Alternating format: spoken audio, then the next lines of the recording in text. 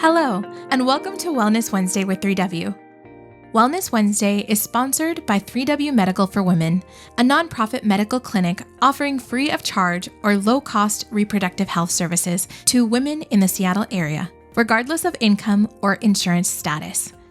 3W does not profit off of the reproductive health choices women make. The information shared in this podcast is the opinion of the speaker or speakers.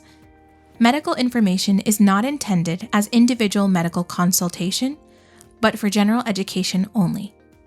Always consult your own health professional for personalized advice regarding medical decisions.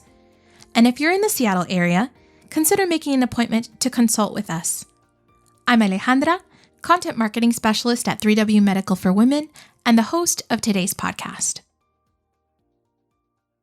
Hello, everyone. Welcome back to another episode of Wellness Wednesday here with 3W. I am here with my CEO, Helen. I'm just Alejandra's CEO. No one else's. Oh, that's cute. I'm okay with that. Well, I feel super happy you're here with me again, Helen. We've missed you. Standing in here, of course, you are the official voice of this podcast, but it's been a huge honor for me to step in. I'm so grateful for you because I don't know how we could have continued these podcasts with me gone. Aw. Well, it's a big honor, and I'm super happy to have you here. Today, we're going to be talking about reproduction and sterilization in women. And this topic was inspired by an article that we came across in Verily magazine, which is an online resource that we often post as different topics come up. And Helen happens to have some experience in this area. And so to all our listeners out there, please like, share if you haven't already shared this podcast. And we're going to just be diving in a little bit of personal experience in this area of sterilization. Yes. Yeah. So when I saw this article, I sent it to Alejandra to read because I literally don't have time to read these days with a newborn. And I would love to hear what you got from it. But I also wanted to share the impacts of sterilization because people think, gosh, that's a practice that people have done hundreds of years ago and doesn't happen today. It's not very prevalent, and that's so not true. So my personal experience with it is my grandma actually was sterilized here in the United States without her consent. And it was many years, if not decades later, that she even knew about it. Wow. Yeah. So she had no idea. No. So, my family are refugees from Vietnam. I'm second generation. Or am I first? No, I think you're first generation. I'm first generation. Yeah. Sorry. And when my grandparents came here, they brought 6 kids, and my grandma was pregnant with my aunt, my youngest aunt, who's only 7 years older than me. Wow. And so she was pregnant, making her journey from Vietnam, landing in an internment camp in Thailand, and then eventually landing in Washington State. But so it was only until her 7th child was she able to give birth in a hospital, which is a whole new experience for her. It was her first time getting an epidural. She was like, if I got an epidural for all of my pregnancies, I would have tons more kids. She was like giving birth in the hospital setting in America was like the best experience she's ever had being pregnant and giving birth. Like, wow. It was always at home. Oh my goodness. With the midwife down the street, down the village. And it was an experience she said she'd never forgot because she felt so pampered and special and all of that stuff. But her childbirth experience here in Washington State also was when she was sterilized illegally. And the doctor that was helping with the delivery apparently asked the nurse, like, what number kid is this? And the nurse was like, this is number 7. And my grandma, I think she was 40 42 or 43 at the time. So, Okay. late, a little Sure. bit late age-wise to have a child. Not late in these day and age, but for her, getting married at 18 and still having kids at 42 was Sure. pretty pushing it. And the doctor, when he was after delivering my aunt, decided on his own that she shouldn't have any kids anymore. And that she would be my family because of the large number of kids that my grandparents decided to have was going to be a burden on society and on social services. And so he decided, when he was stitching her up, to tie her tubes. Without consent. Without her consent. She had no idea that he was doing that to her. Absolutely no idea. No medical translator came in and asked her, hey, is this what you want to do? No one said anything to her. And my faith background is, my family, we're Catholic, and it's one of those things that we don't do, sterilize ourselves, unless it's a medical emergency, unless it's medically, someone's life is in danger kind of situation. Sure. Of course, we would take the appropriate steps to make sure that women are safe and healthy and able to make these types of decisions for their bodies. Right. Of course, the church doesn't want you to die, which is such a terrible stereotype. But my grandma was completely healthy, still able to reproduce. She was not given the right to a conversation of if she wants to discontinue having children or not. She loved having kids, as hard as they were. And so it was many, many years, like I said, decades later, that we were looking through her medical records, and it just so happened that it said her tubes are tied. And she was like, I never tied my tubes. And so we had to talk to her doctor, and they're like, no, your tubes are tied. And it was such a shock to her. Aww. And it was a shock to our family as well, because it was such a disrespectful, unethical thing that this doctor did to her. She was just like, I would never do that. I would just abstain from having more children, but I would never tie my tubes because I always want to be open to having more children. But that's my personal choice. Right. And for someone to make that decision for her in her most vulnerable state, just having given birth, and not in a foreign country. Not speaking the language, not having anyone there to advocate for her, not being in a completely different space and a completely different birthing experience. That is so wrong on so many levels. Sure. And that was not that long ago. My aunt is 40. That's just 40 years ago. Oh my goodness. Right. And so sterilization still happens today. And I guarantee you, like, if more women who are like my grandparents that came, were the original boat people, we came on a boat, and refugees. And if you, I bet you, if you ask more women her age that were having children with these large families that are coming over from a foreign country, I wonder how many of them are sterilized and they don't even know. Sure. And it seems like a very common thing to do, especially with people who decide to have really, really big families. I know that the Irish community, a lot of illegal sterilization happened in that community, in that culture as well. Just no one wants to talk about it. No. And it surprised me a lot when you gave me the article because there's a story in there exactly like your grandma's. Exactly like hers, where the woman had just given birth. She was happy. It was her second baby. And all of a sudden, they kind of told her in passing and used this specific term. And she kind of, like, very unofficially okayed it. And they just took it and ran with it. And she didn't even get a chance to kind of put her thoughts together. They sedated her. And she in that moment, she was not able to, she wanted to stop it.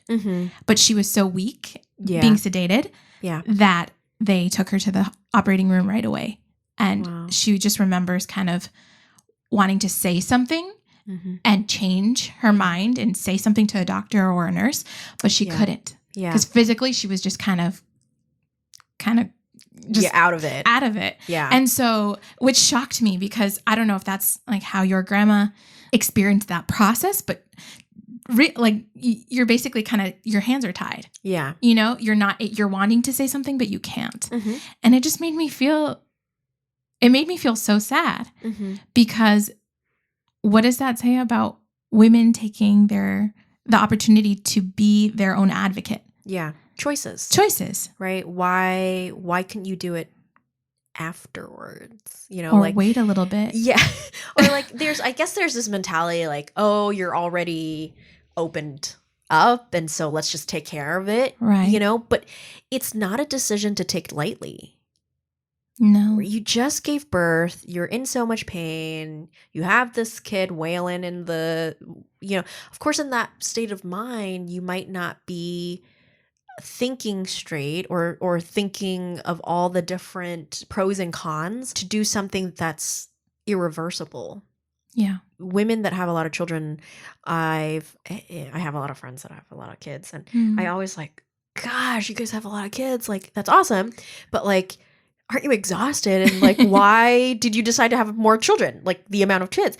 And women always say like, we forget the pain of childbirth. And I was like, okay, well, you know, someone that's never given birth, I don't understand that statement. But sure. I've heard a lot of women say like, you forget because they're such a joy. Children are such a joy. Right after. Yeah, I've never met someone that regret having their children. I've just never met someone that says, yeah, that was so horrible that I never want to have any more kids. And I'm sure there are women out there that have had horrible labor, childbirth experience that never want to have children again. And that is your story to tell. Right. My personal experience is I've just never met anyone like that. Right. And they're just like, we forget. And then until we're on that delivery table, we're like, oh crap, this is what it feels like. And where's the epidural? Give it to me now. Yeah. So yeah, it's really interesting. Why can't we honor that conversation with a bit more prudence and pause and care? And is that the best time to talk to her about that? That's a very good point. Continuing with that story in the article and relating to your grandma, one of the points that it was saying was that it's often tailored or geared towards women of color.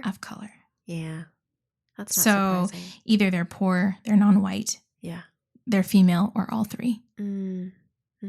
So that's a really sad reality in your grandma's situation, her having just come from Vietnam, giving birth, and feeling this excitement, right? Coming into a hospital for the first time, experiencing that pampering, yet how she was betrayed in a way, you know, of that happiness. And we often talk about this here at 3W, where education is so vital and so important.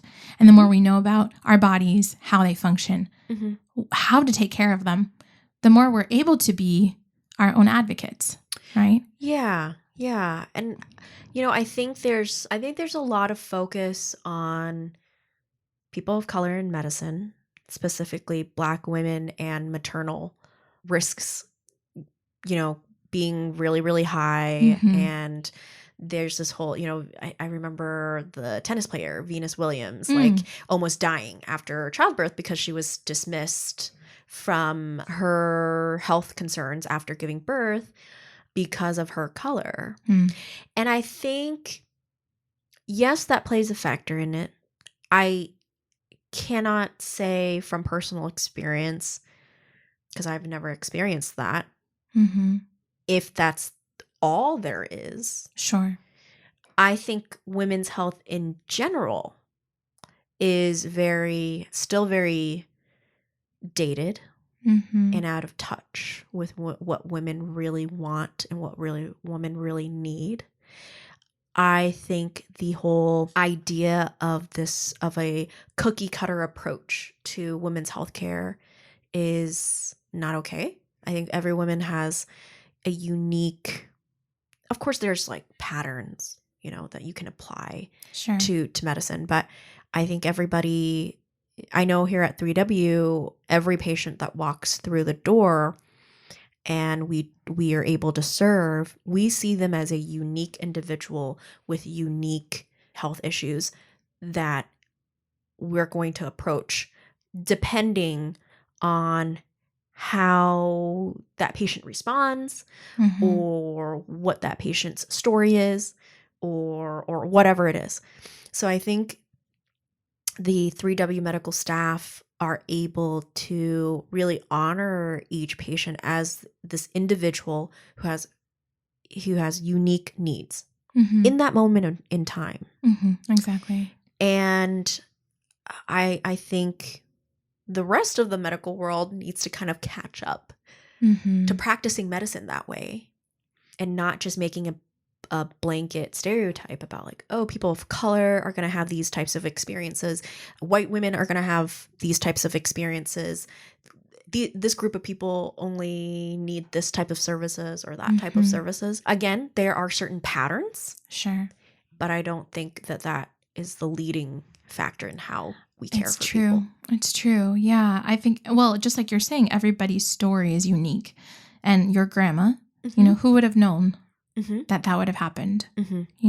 Her coming to the U.S. and experiencing that. And I think it can fall into different topics too of, let's say it's miscarriage or, all these topics that are not talked about often. One of the other things that was mentioned in the article was after the fact. So it's not only the decision that the doctors made in this woman getting her tubes tied, but it was the aftermath of pain and mental, physical, emotional toll.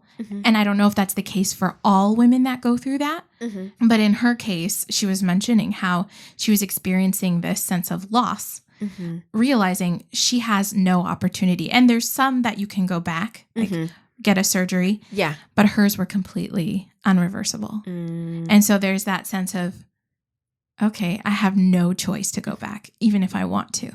Yeah. Yeah. So again, her situation, very unique. Yeah. But the overall picture of the lack of consent within that decision, the no turning back, these were points that were mentioned in the article and really brought to light that reality of her wanting answers, her wanting healing, her wanting that desire for someone to understand her, and I think that's something that's so unique about us here at 3W is just that opportunity to get to let ourselves be vulnerable and be vulnerable.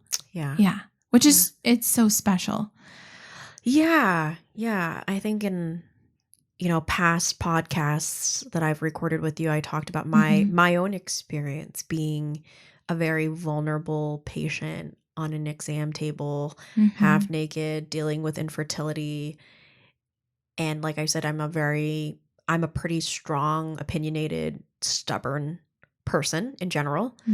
And I was still so vulnerable to the point where I had to really muster up the strength and the confidence to advocate for myself.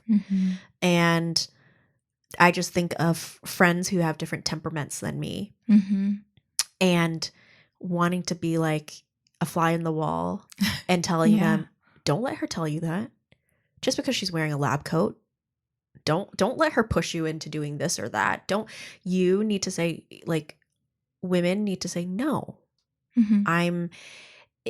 that's not what I want for my body. That's not what I want for my reproduction right now.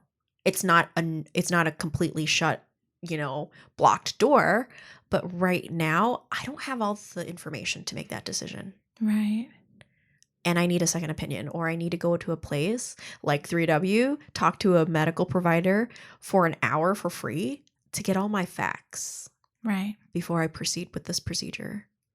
And that's how we approach a lot of healthcare topics here at 3W. Mm-hmm.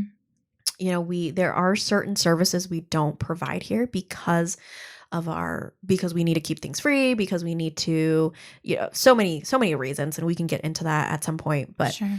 we believe in empowering women with medically accurate information, evidence-based information, Mm-hmm. so that when they walk out of here, they can advocate for themselves and know that we're there to just be that support system for them. Right. Yeah. And it's free. There's nothing to lose. I guess There's time. I mean, people always say like time is money, but like you're getting educated. Yes. And you can ask as many questions as you want. Yeah. And you can come back as many times as you want. And that's really cool. That's something we hope more and more women take advantage of. Yes. Yes. Well, hearing your grandma's story is impactful, and I hope that our listeners feel encouraged. I know it's not an easy topic, and maybe several of you listening have encountered this or may encounter this, but let this be something that can help you, you know, be that voice for yourself and being bold, because it's not easy, especially in the medical world. Of course, doctors trying to take care of us, but to not shy away, right? Think of that fly in the wall as you're in your exam room. You know? What would Helen say right now? What would she say? What would she say right now? She'd probably be like, oh, hell no. Be that advocate for yourself. Well, Helen, thank you so much for sharing your family story and your grandma's story. Yeah, thank you. And hopefully it's helpful to those listening. I hope so. I hope so, that those that are listening that have maybe grandparents or people in their lives that have gone through the same thing. Well, awesome. Well, we're so excited that you're here and excited for the next time you get to pop on another podcast with us. I love this. This is great. Oh, great. Thank you. I love it. Yes, definitely. Thank you to everyone listening, and stay tuned for our next episode. For more information about 3W, please visit our website at 3wmedical.org. That's the number 3, the letter W, medical.org. From there, you can learn more about the services we provide, book an appointment, or make a donation if you'd like to support our mission. You can also call our office at 206-588-0311. That's 206-588-0311. If you liked this episode, please share it with others and consider subscribing on your favorite podcast platform so you'll never miss an episode.